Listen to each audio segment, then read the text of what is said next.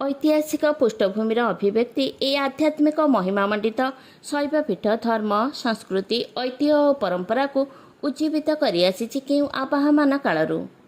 ରାମେଶ୍ୱରରୁ କନ୍ୟାକୁମାରୀ ଦୀର୍ଘ ପଥ, କିନ୍ତୁ ରାସ୍ତା ଭଲ।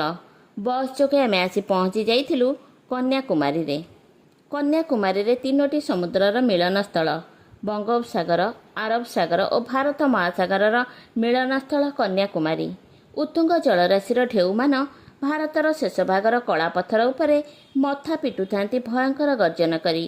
ଫେନାୟିତ ଜଳରାଶି ବିନ୍ଦୁ ବିନ୍ଦୁ ହୋଇ ଆମ ଉପରେ ପଡ଼ୁଥାଏ। ଢେଉ ପରେ ଢେଉ ଦେଖୁଥିଲେ ସେଠି ଆସିବାକୁ ଇଚ୍ଛା ହେବନି।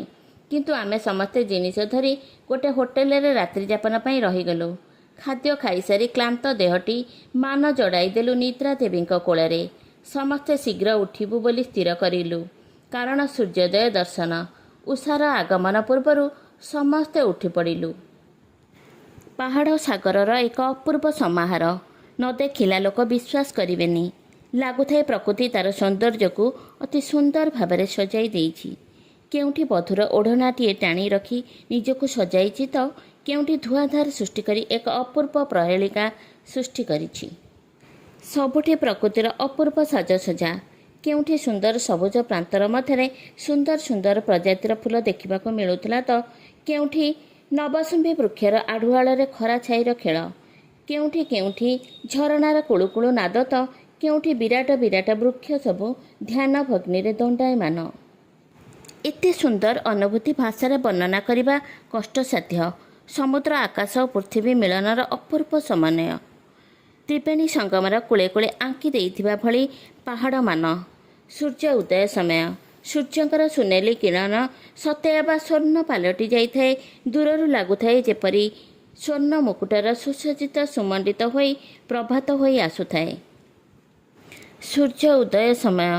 ଧୀରେ ଧୀରେ ସୂର୍ଯ୍ୟ ଉପରକୁ ଉଠି ଆସୁଥାନ୍ତି।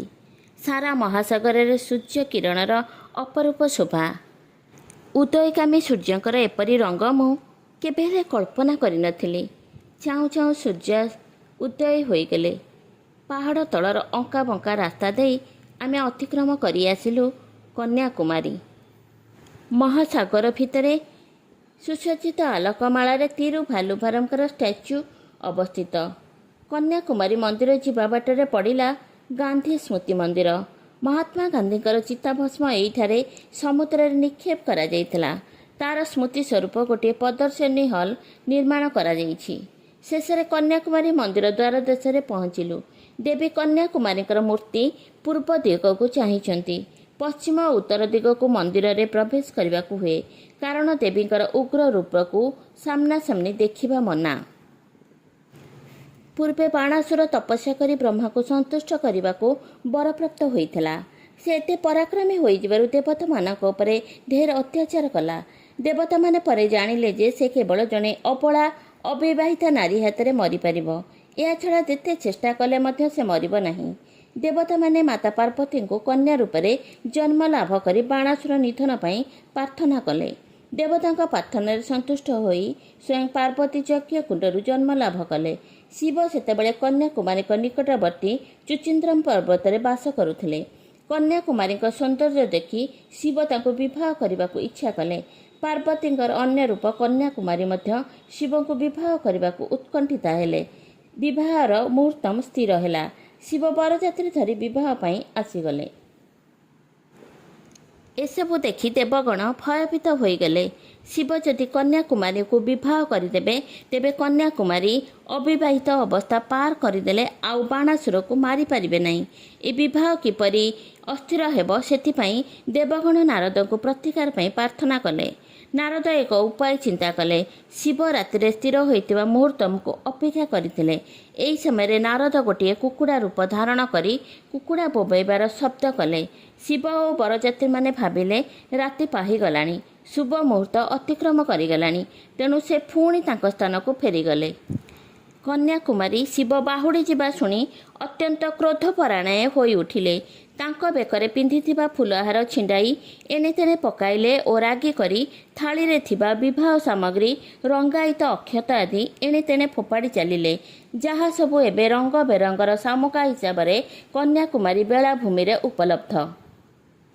କନ୍ୟାକୁମାରୀଙ୍କ ବିବାହ ଅସଫଳ ହେବାରୁ ବାଣାସୁର ଏକ ଅପରୂପ ଲାବଣ୍ୟଭରା କନ୍ୟାଟିକୁ ବିବାହ କରିବାକୁ ଆସି ପହଞ୍ଚିଗଲା। ଉଗ୍ର ରୂପୀ ଧାରଣ କରିଥିବା କନ୍ୟାକୁମାରୀ ବାଣାସୁରକୁ ବଧ କଲେ। ଦେବତାମାନେ ଆଶ୍ୱସ୍ତ ହେଲେ।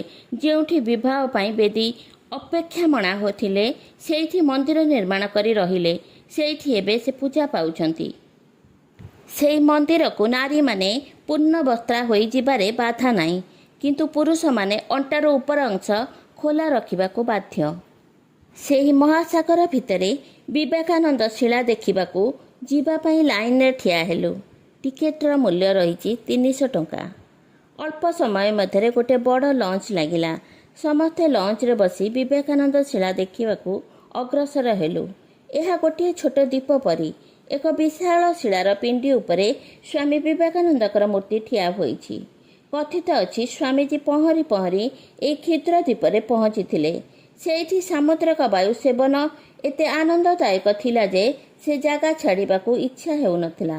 ତେଣୁ ଫେରିବାକୁ ହେବ। ଫେରିବା କହୁଛ ବନ୍ଧୁ, ପୁଣି ଅନ୍ଧକାରେ ଫେରିବାକୁ ହେବ ସତେ। ହାୟ ଜୀବନ, ଅବସର ନାହିଁ ମିଳେ। କ୍ଷଣେ ବୁଲିବାରେ ଜୀବନର ହାହାକାର, ପ୍ରାଣର ଦହନ।